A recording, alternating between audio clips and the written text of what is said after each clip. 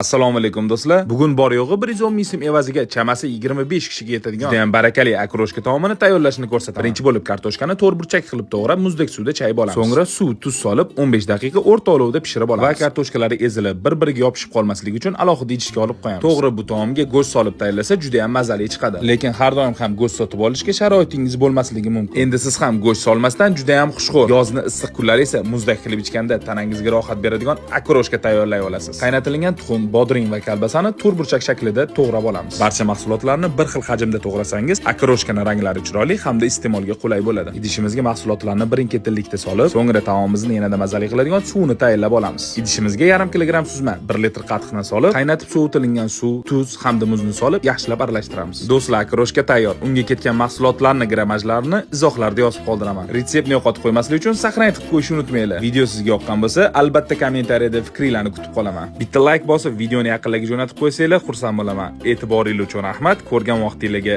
rozi bo'linglar.